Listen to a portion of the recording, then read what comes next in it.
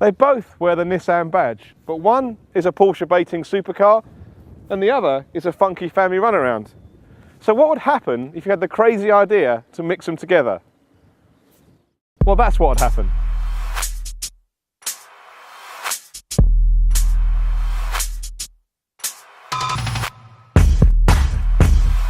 So here it is, the Juke R. Now it's a truly astonishing piece of engineering. It's been built in just 22 weeks by British engineering firm RML. Now starting at the front, what they've done is to put the GT-R's V6 engine into the front of the Juke. So you can see at the front here we've got lots of holes and vents to allow all that cooling to get into the big engine. Then along the side we've got a whole new floor pan which allows the fitting of the GT-R's drivetrain and gearbox, and wheels, brakes and all of the technology that makes the GT-R so fast is fitted into this Juke. And then to accommodate the wider track, you've got widened wheel arches and rear wing at the back, and the end result looks stunning. Now this car's been built specifically to generate publicity, so you've probably seen it already, but what no one's done yet is compare it on track with the 2012 GT-R, and that's exactly what I'm going to do.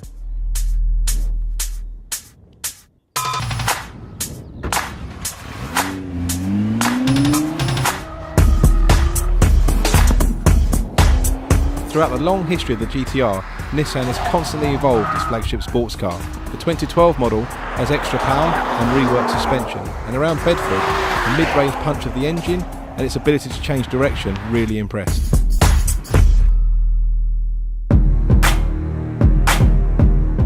Just to clarify that, to be fair to the Juke R, the track is damp and obviously it's going to get drier each lap that we do. But to balance that out, the Juke R has got around 50 horsepower less, because it's not a 2012 model year engine, and it weighs about 60 kilos more. I think it's a pretty fair contest.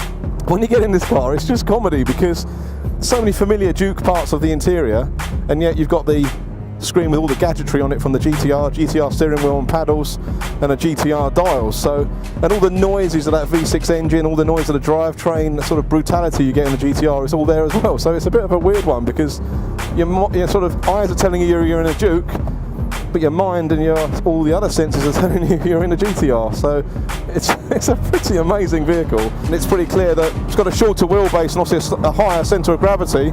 So it sort of handles very similar to the GT-R, but when it goes sideways it's a bit edgier, it'll be a bit quicker to catch it. So nice and smooth here, it's nice and steady, but then hard into the power, and you can feel as you get into the power there, the weight, the power transferring to the rear and the rear of the car stepping out. But along here we're up to 5th gear again. Just braking after the 150 mark, 4th gear, 3rd gear, turning in, trying to carry some speed through this fast S's, a little bit of oversteer in the middle, then down to 3rd, back on the throttle as you turn in, hard on the power here again, just at the top of 3rd gear, braking hard, squirms a little bit more than the GT-R on the brakes, obviously a higher centre of gravity, it's nice and smooth that time, staying in 3rd gear, back on the throttle, just trying to build the speed through the corner, again much smoother that time. 4th gear, up to 5th, hard braking, it's 3rd, 2nd, all the way down through the gears, and then just trying to keep it tidy in this twisty section. And then the Juke's smaller, so it's very agile, but as I say, when it steps out, it's a little bit more brutal than the GT-R. A little more understeer there, a little bit trying to into the throttle with the power.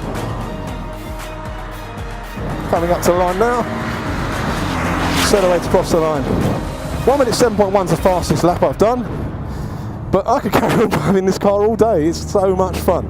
The overriding thing you really notice about this Juke R is it's an amazing piece of engineering. It's not one of those concept cars that just looks good on the motor show stand and doesn't do anything else.